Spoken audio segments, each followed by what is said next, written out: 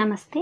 ఈ వీడియోలో మనము 9th క్లాస్ 6th లెసన్ బేటీకే నామ్ పత్ర అనేటువంటి పాఠాన్ని నేర్చుకుందాం. బేటీకే నామ్ పత్ర అనేటువంటి పాఠము పత్రలేఖన్ అంటే లెటర్ రైటింగ్ అన్నమాట. బేటీ అంటే కూతురు పేరు మీద, పుత్రిక పేరు మీద రాసినటువంటి లెటర్ ఇది. బేటీకే నామ్ పత్ర అనేటువంటి పత్రలేఖన్ పాఠం యొక్క ఉద్దేశ్యము చూద్దాం. अपनी भावनाएं दूसरों तक पहुंचाने के लिए पत्र भी एक साधन है.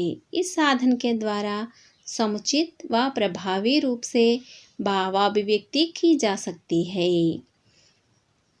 పత్రలేఖన్ యొక్క ఉద్దేశం ఏంటో చూద్దాం. అపని భావనాయే మన యొక్క భావనలు అంటే మన యొక్క ఆలోచనలు కానివ్వండి, మనం ఏదైనా వ్యక్తపరచాలి అంటే ఆ విషయాలు కానీ దూసరోం తక్ పహుంచానే కెలియే, పహుంచానా అంటే చేర్చడము, ఇతరులకు మన భావన చేర్చడానికి పత్ర ఒక సాధనము అంటే లెటర్ అనేది ఒక సాధనం లాంటిది. అంటే మన మనసులోని భావాలను వ్యక్తపరచడానికి ఉత్తరము ఒక సాధనము.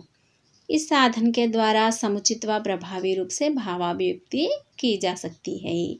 ఈ పత్ర ద్వారా లెటర్ ద్వారా మనము సముచిత్ వ ప్రభావి రూప్సే, సముచిత్ అంటే సరి అయిన మరియు ప్రభావవంతముగాను మన భావాన్ని వ్యక్తపరచవచ్చు. ఈ పాఠం ద్వారా మనకి లెటర్ ఏ విధంగా రాయాలి, పిల్లలకు లెటర్ అంటే పత్రలేఖన్ అంటే లెటర్ రాయడం మీద వారికి అభిరుచిని కలిగించడం ఈ పాఠం యొక్క ఉద్దేశ్యము. ఇక మనం పత్రలేఖన్ చూద్దాం. మనం ఎప్పుడు కూడా పత్రలేఖన్ రాసేటప్పుడు దాయం ఓర్ అంటే రైట్ సైడ్ ఎప్పుడు కూడా మనం ఎక్కడి నుంచి అయితే రాస్తున్నామో ఊరి పేరు, తర్వాత దినాంక్ డేటు వేస్తాము.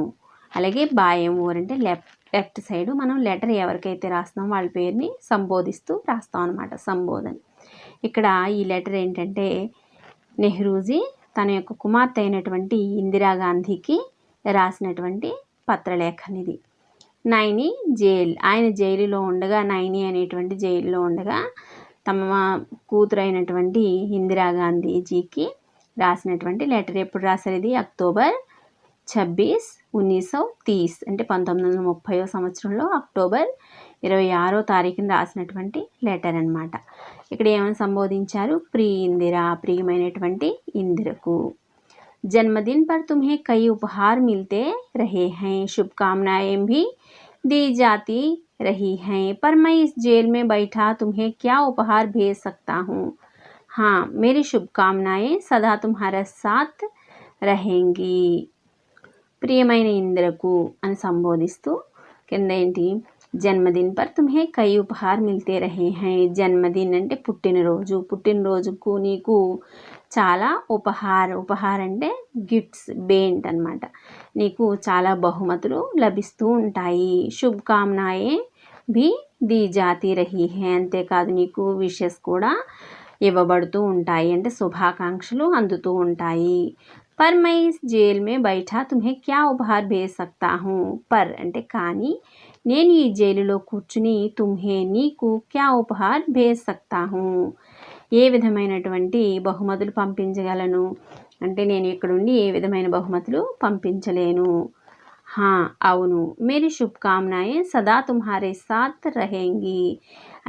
నేను ఇక్కడ జైల్లో ఉన్నాను కానీ నా యొక్క శుభాకాంక్షలు, ఆశీస్సులు అన్నీ కూడా సదా ఎల్లప్పుడూ నీతో పాటే ఉంటాయి అని చెప్పి అక్కడ రాశారనమాట. Next paragraph. क्या तुम्हें याद है कि जेन ऑफ आर्क की कहानी तुम्हें कितनी अच्छी लगी थी? तुम स्वयं भी तो उसी की तरह बनना चाहती थी, पर साधारण पुरुष तथा स्त्रियां इतने साहसी नहीं होते.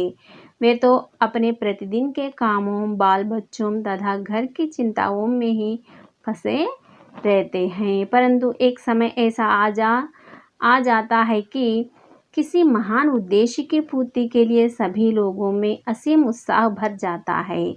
साधारण पुरुष वीर बन जाते हैं और स्त्रियां वीरांगनाएं.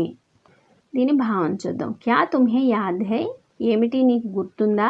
కి అదేంటంటే జోన్ ఆఫ్ ఆర్క్కి కహాని తుమ్హే కితని అచ్చీ లగీ థీ. జోన్ ఆఫ్ ఆర్క్ అనేటువంటి కథ అంటే నువ్వెంత ఇష్టపడేదానివో నీకు గుర్తుందా అని అడుగుతున్నారనమాట ఆయన. జోన్ ఆఫ్ ఆర్క్ అనే ఈ అమ్మాయి ఫ్రెంచ్ అమ్మాయి. ఈ అమ్మాయి చిన్నతనంలోనే 17 సంవత్సరాల వయసులోనే ఆర్మీలో అంటే ఫ్రాన్స్లో యుద్ధం జరిగేది బ్రిటిష్ వారికి మరియు ఫ్రాన్స్కి 100 సంవత్సరాల యుద్ధము. ఆ యుద్ధంలో ఈమె సైనికుల్లో పాల్గొని తన తండ్రి చనిపోయిన తర్వాత సైనికులందరికీ కూడా తను లీడర్గా ఉంది. ఎంతో ధైర్య సాహసాలు కనపరిచి సైనికులందరికీ కూడా నాయకత్వం వహించి చాలా గొప్ప పేరు తెచ్చుకుంది. చాలా చిన్నతనంలోనే ఈమెను కాల్చి చంపేయడం జరిగింది. ఈ అమ్మాయిని అక్కడ అందరూ కూడా ఫ్రెంచ్ హీరోయిన్గా సంబోధిస్తారన్నమాట. ఎంతో సాహసాన్ని ప్రదర్శించినటువంటి, అతి చిన్న వయసులో సాహసాన్ని ప్రదర్శించినటువంటి అమ్మాయి ఈ అమ్మాయి జోన్ ఆఫ్ ఆర్క్ అనేటువంటి అమ్మాయి. ఆ అమ్మాయి యొక్క కహాని తను చదివి తను కూడా అలా అవ్వాలని చెప్పి అనుకునేదట. ఆ కథ అంటే చాలా ఇష్టపడేదనమాట. తుమ్ స్వయం భీ తో ఉసీ కి తరహ్ బన్నా చాహతీ థీ. నీవు స్వయం అంటే ఖుద్, నీకు నీవుగా ఆ అమ్మాయిలాగే అవ్వాలని అనుకునేదానివి. పర్ సాధారణ పురుష తదా స్త్రీయా ఇతనే సాహసి నహీ హోతే. కానీ సాధారణ పురుషులు లేదా స్త్రీలు అంత సాహసవంతులు అవ్వలేరు. ఈ జోన్ ఆఫ్ ఆర్క్ అనే అమ్మాయి 17 సంవత్సరాల వయసులోనే ఆర్మీలో జాయిన్ అయింది. ఆ అమ్మాయి పురుషుని వేషంలో వెళ్ళి యుద్ధం చేయడం జరిగిందనమాట. సాధారణమైనటువంటి పురుషులు కానీ స్త్రీలు కానీ అంత సాహసవంతులు అవ్వలేరు అని చెప్పి అంటున్నారు ఆయన. वे तो अपने प्रतिदिन के कामों बाल बच्चों तथा घर की चिंताओं में ही फंसे रहते हैं. సాధారణ స్త్రీలు కానీ పురుషులు కానీ వాళ్ళు అపనే ప్రతిదిన్కే కామో తమ రోజువారీ పనులలోనూ బాల్ బచ్చోం పిల్లలతోనూ మరియు ఘర్కి చింతావో మేహి ఇంటి యొక్క బాధల్లోనూ ఫసే రైతే హై చిక్కుకొని ఉంటారు. అంటే ఇంటి బాధ్యతలతో వాళ్ళు తమ కాలాన్ని గడుపుతూ ఉంటారు, ఆ బాధల్లో ఉంటారు. परंतु एक समय ऐसा आ जाता है कि किसी महान उद्देश्य की पूर्ति के लिए सभी लोगों में असीम उत्साह भर जाता है.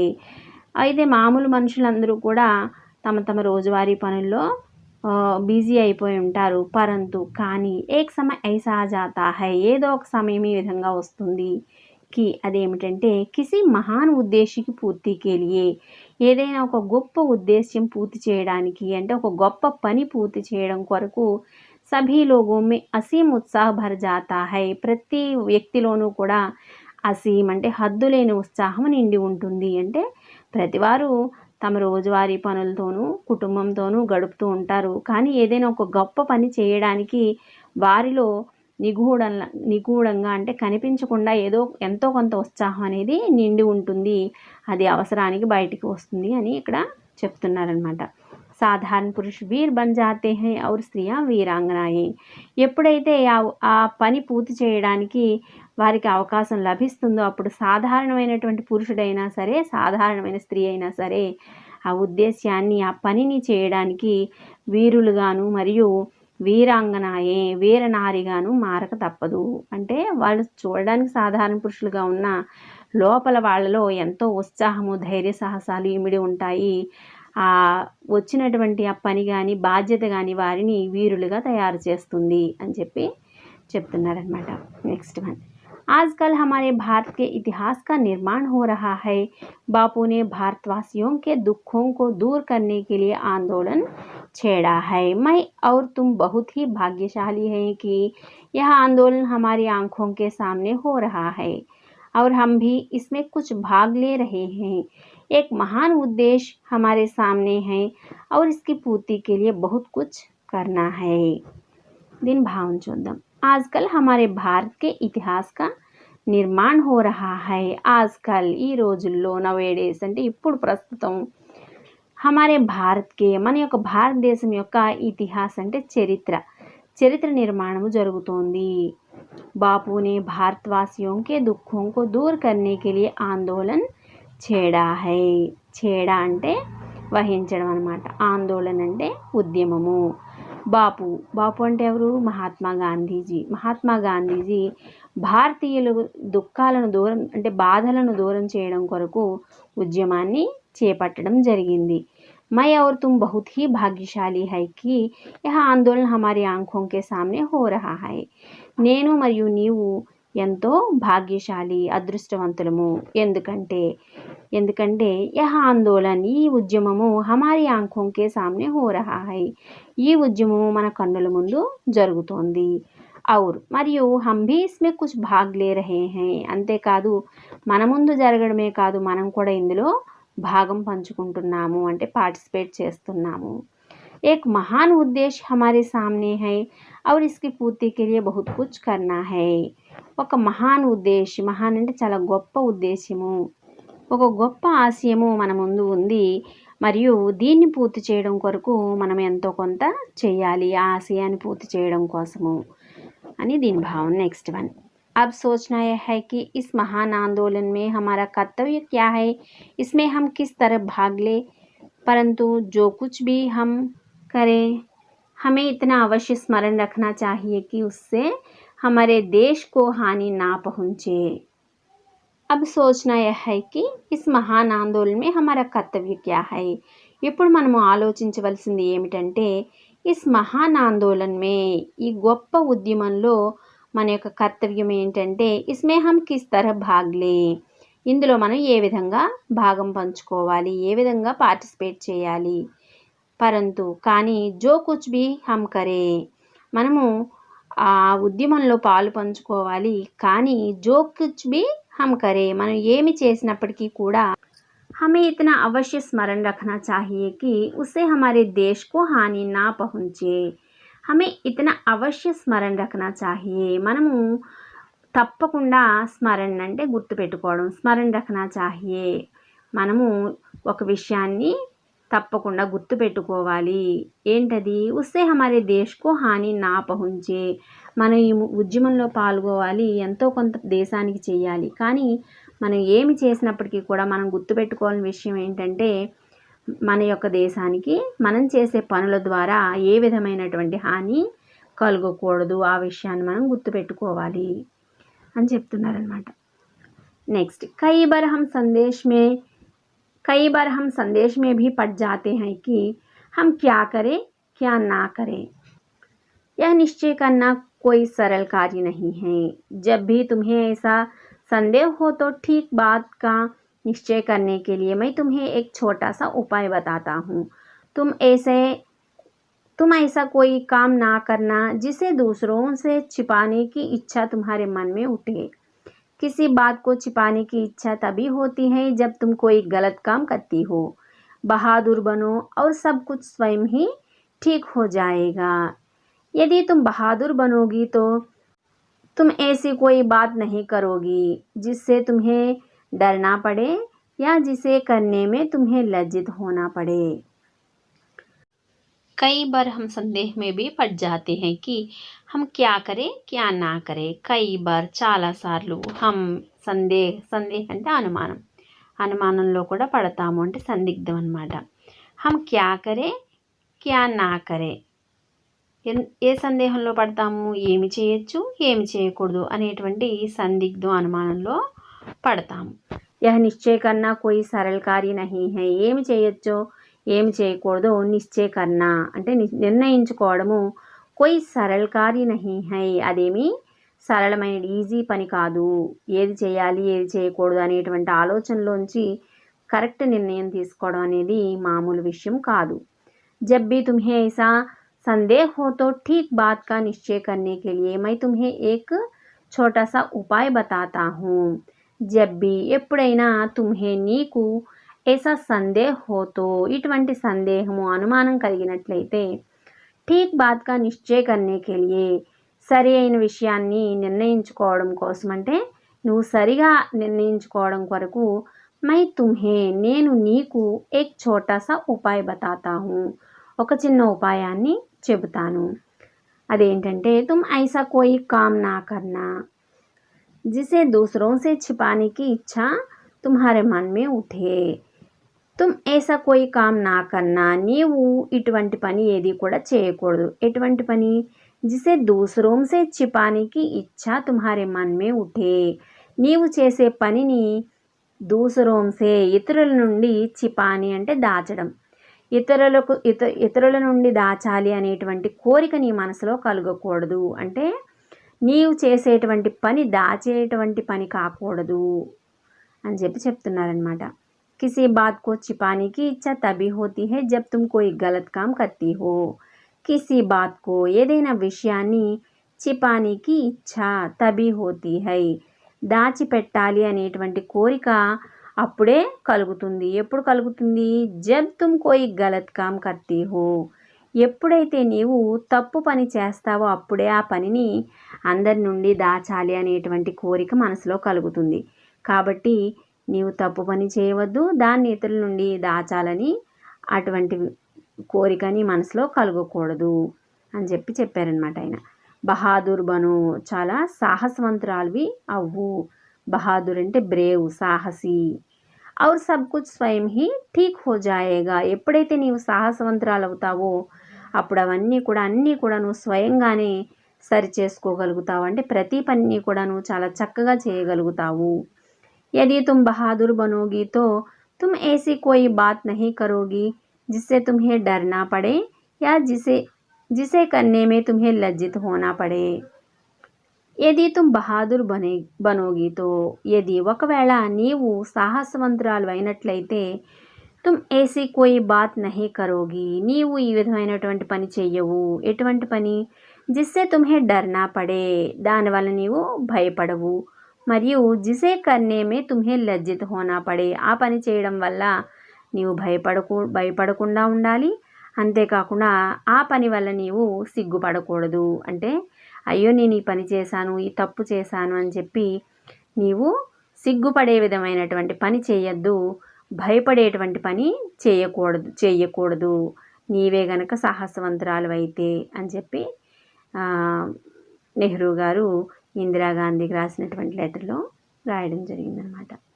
నెక్స్ట్, తుమ్హే యహ్ తో మాలూమ్ హీ హై కి बापूजी के नेतृत्व में स्वतंत्रता का जो आंदोलन चलाया जा रहा है उसमें छिपा रखने जैसी कोई बात नहीं है. हम तो सभी काम दिन के उजाले में करते हैं. अच्छा बेटी, अब इदा तुम्हें यह तो मालूम ही है कि बापूजी के नेतृत्व में स्वतंत्रता का जो आंदोलन चलाया जा रहा है उसमें छिपा रखने जैसी कोई बात नहीं है. तुम्हें నీకు यह तो मालूम ही है कि ఈ విషయం నీకు తెలుసు. అదేంటంటే బాపూజీకే నేతృత్వమే, బాపూజీ నాయకత్వంలో స్వతంత్రతాకా జో ఆందోళన్ చలాయా జా రహా హై, స్వాతంత్ర్యోద్యమం ఏదైతే జరుగుతోందో అది దానిలో చిపా రఖ్నీకి అంటే దాచిపెట్టేటువంటి ఏ విషయము కూడా లేదు. మహాత్మా గాంధీజీ యొక్క నాయకత్వంలో జరిగేటువంటి స్వాతంత్ర్యోద్యమంలో దాచిపెట్టే విషయాలు ఏమీ కూడా లేవు. ఆ విధంగా మనము ఏదైనా ఒక పని చేశాము అంటే అది దాచిపెట్టేదై ఉండకూడదు అని చెప్పి ఆయన ఆ లెటర్లో రాయడం జరిగిందనమాట. హమ్తో సభీ కామ్ దిన్కే ఉజాలేమే కర్తే హై, మనం ప్రతి పని కూడా పగటిపూట వెలుగులోనే చేయాలి. అచ్చా బేటీ అబ్ విదా, సరే అమ్మాయి ఇంకా ఇప్పుడు ఇంతటితో వీడ్కోలు. విదా అంటే వీడ్కోలు అంటే సమాప్తము అని చెప్పి. భారత్ की सेवा के लिए तुम बहादुर सिपाही बनो, यही मेरी शुभकामना है. భారత్ की सेवा के लिए, భారతదేశం యొక్క సేవ కొరకు నీవు సాహసవంతురాలైనటువంటి సిపాయి అవ్వాలి, సైనికురాలివి కావాలి.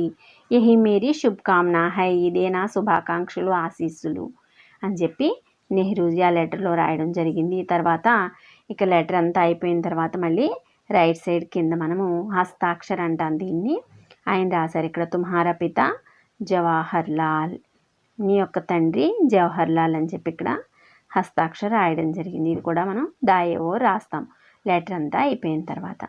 ఇక మనము మరొక లెసన్ని వేరొక వీడియోలో చూద్దాము. ఈ వీడియో మీకు నచ్చినట్లయితే తప్పకుండా లైక్ చేయండి, షేర్ చేయండి, అలాగే సబ్స్క్రైబ్ చేసుకోండి. మీ సూచనని సలహాలని కామెంట్స్ రూపంలో నాకు తెలియజేయండి. వీడియో ఫాస్ట్గా ఉన్నట్లయితే మీరు దాన్ని కొంచెం స్లో చేసుకోవచ్చు. పైన ఉండేటువంటి 3 డాట్స్లోనూ మీరు స్లో చేసుకుని వీడియో వినండి. థ్యాంక్ యూ, ధన్యవాదాలు.